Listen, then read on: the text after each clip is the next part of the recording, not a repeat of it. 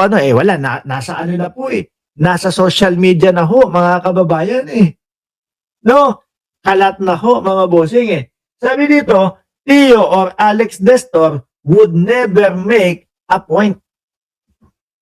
He is just busy na nabigyan ng platform na ginagamit sa pag-iimbento para makapanira, pero yung natae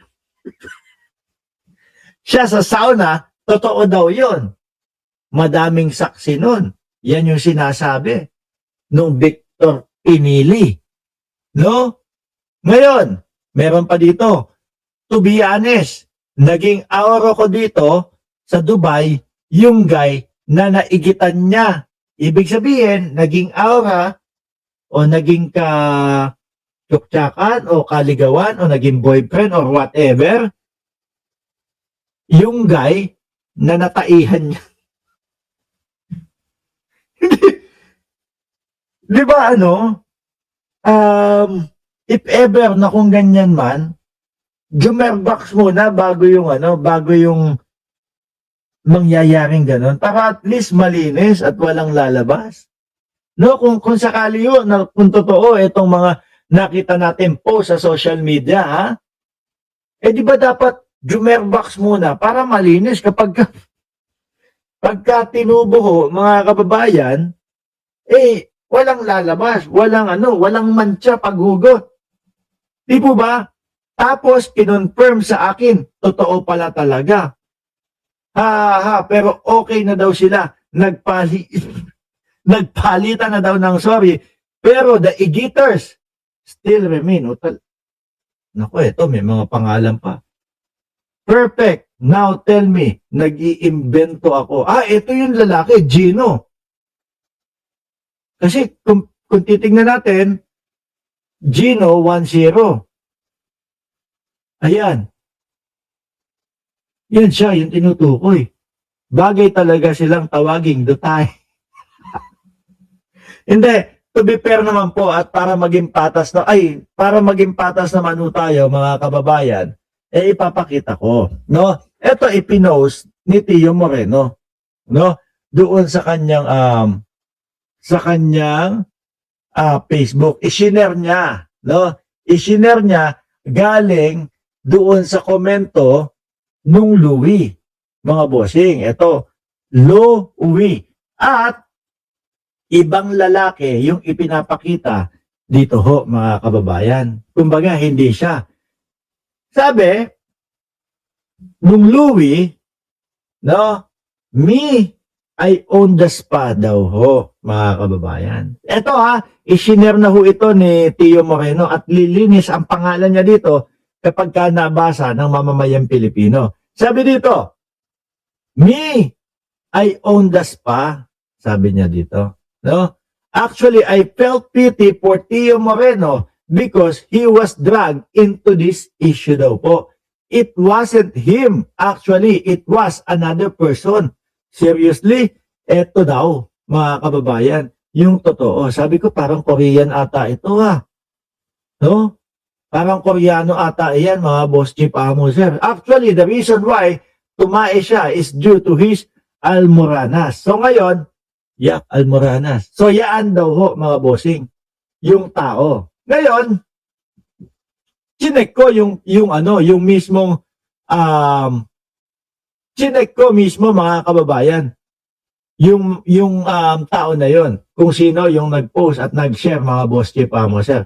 Ang nakita ko, eto nga, "Hi, Tio Moreno, hindi pala ikaw yon," sabi daw.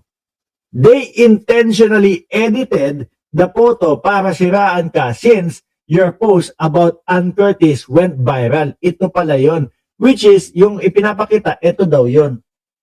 No? So ngayon, iisipin ng ibang tao, naku, hindi pala si Tio Moreno yun. No, nagkamali. Chinek ko ho, mga bossing.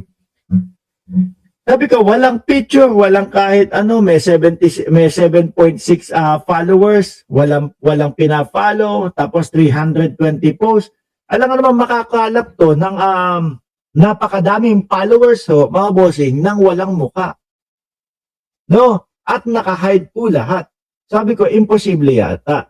Chinek ko, Louie. No? At tapos, sinundan ko pa ho ng another na pag-check mga kababayan. No? Yung 13 minutes na post ng Hi Tio Moreno, hindi pala ikaw yon, napansin ko dito, yung pag-a-update o pagkaka-update naman po mga bossing ng profile nito ay 13 minutes ago lang din.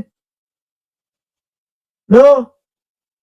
13 minutes ago, in-update yung profile. Binago lahat. No?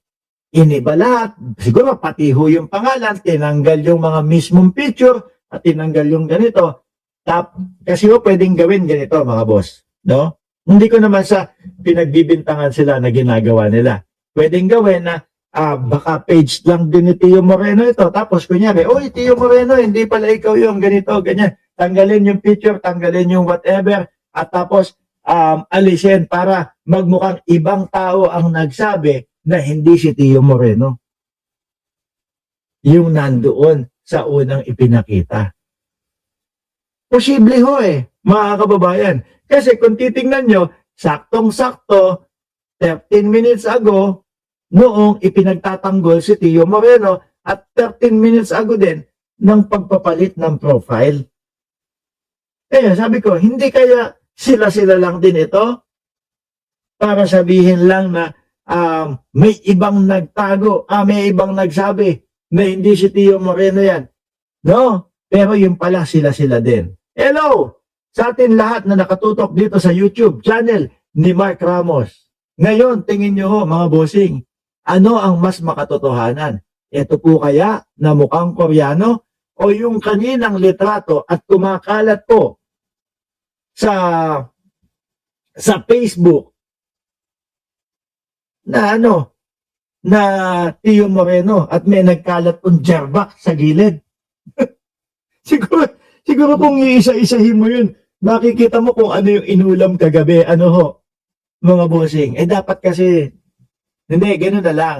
No, linisin na lang. Sa susunod na magpapaturbo, linisin muna, mga bossing. Di ba? Para sa gano'n, kapag yung hugot, walang jerbak. So, walang no? Kadiri naman yun. Kahit sino naman mga bossing, kahit sino naman mga kababayan, ma-turn off nun. Di ba? Ngayon mga boss, dumako tayo dito sa post ni Sir Jack naman mga kababayan. Eto, naano ko na to, nadaanan ko na kahapon. Medyo naiano ko na sa inyo kahapon ito. Medyo nahaginan ko na kahapon ito. Sabi, ni Rafael Arpon, ang baho ng topic nyo ngayon, Lods. Mga tigilan na natin. Dumako na tayo dito. Nako po.